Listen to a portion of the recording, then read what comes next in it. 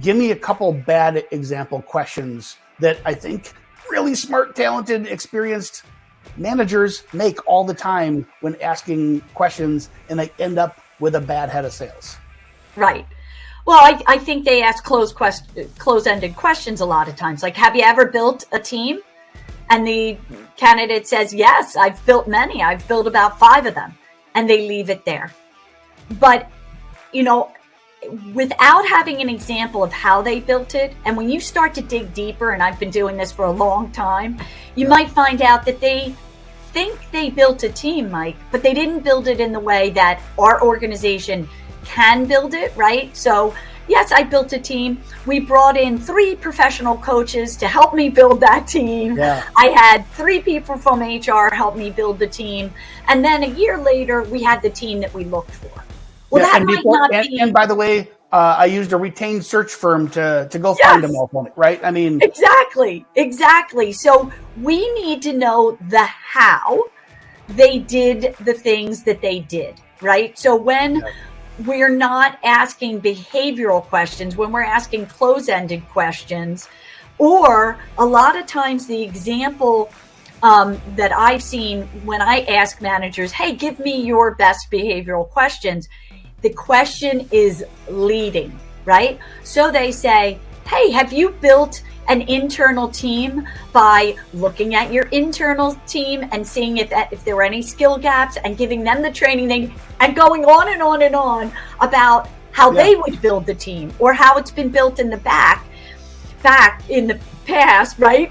And then that just leads the person goes, yes, that's exactly what I did. What an amazing coincidence, right? I've done the exact same thing. Yeah, right.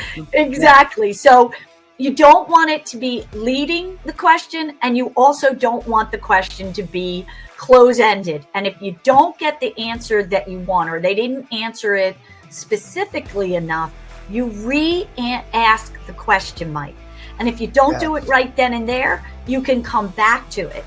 And that's one of the reasons that we will set up interview forms for the managers that we work with so that they can write some notes. You want to say ahead of time, to the candidate, I'm taking some notes so that I make sure that I get all the information you're giving me, right? And you want to make sure that those managers understand that they are not writing anything discriminatory in the notes that they have, right? So notes are important, I think, when managers are interviewing candidates. 100%. I'm going to press on this, asking the question.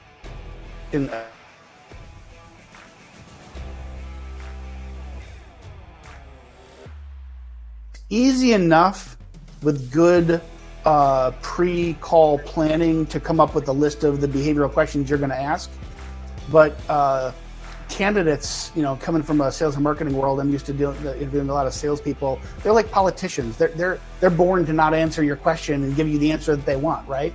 And in a short form format of a 30-second news clip, they get away with it, but not in an interview.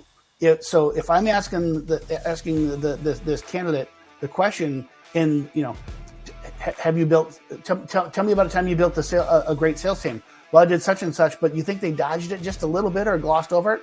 No, I appreciate that. Give me a specific example in your work history. I want to know, what was the name of the company? How many reps did you hire? Where was it? What was some of the challenges you faced? And some candidates will go right to it. Many candidates are going to start literally sweating. They're just not used to it. And a very successful tactic I've used before is like, they're not used to being pressed like that, and just put them at ease. Say, hey, I'm putting on some pressure on you here. You might not be prepared for this. It's okay to think about it for a second. We have plenty of time here together, and really let them think. But do not let them off the hook for answering the question they want to answer. Force them to tell a specific example, or force them to admit, you know what, I actually haven't done it exactly that way. Here's how I have done it. Right. Or, it's acceptable in some situations, like, and I appreciate honesty on an interview from a candidate. And that's certainly a value that we should all think is important for every position, for them to say, well, I haven't built a team, but here's some ideas on how I would build a team. Yeah. So when they say to me, I haven't done that, I say, oh, well, let me know how you would do it. Again, I'm looking for those basic skills. How would they build the team, right, on the surface? But I'm also looking, can they put ideas together when they're put on the spot? Are they articulate in communicating those ideas to somebody? Because if we use that example as a sales leader, they're going to have to think on their feet all the time, and they're going to have to be articulate, right, to make the sale and to manage a team. Very important skills. Yes. And I want to come back to, so I want to jump into probably a whole bunch of different examples here. Let's make this really practical for folks listening today. But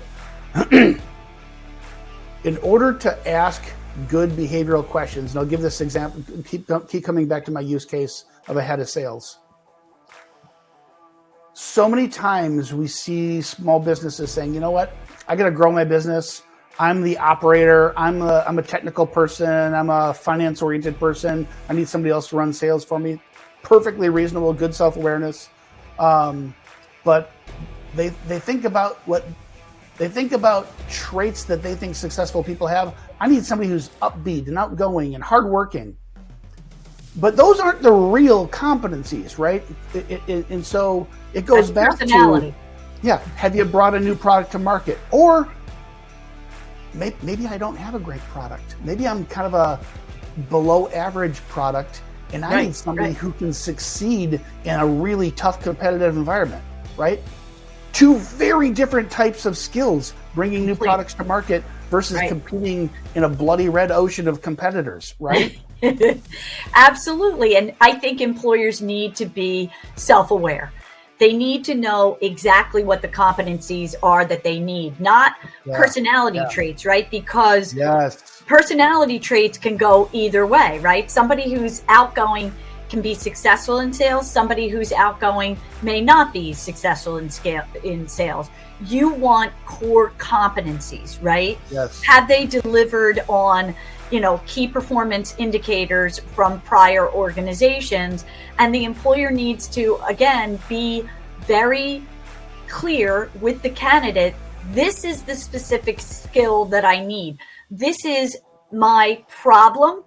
Can you solve this problem? And how would you solve this problem for me? I think you hit it so on the head when you say it's the how is what matters. Because I could have that I might have one sales rep really successful because they're a chatterbox, they're a high I in this world, right? Yes. And their energy is just contagious, and that's the reason they're successful. You could have somebody who is a high C, and they are just thoughtful, methodical, great listeners, maybe even low energy, but they create such trust and present such the right solution. So two very different personality types. Right. So defining the how. So great behavioral interviewing starts with a great job description, great self-awareness of the company, and pre-call planning, listing the competencies that you are mining for, and then what is the best behavioral question you can ask to mine for that competency. 100%. 100%.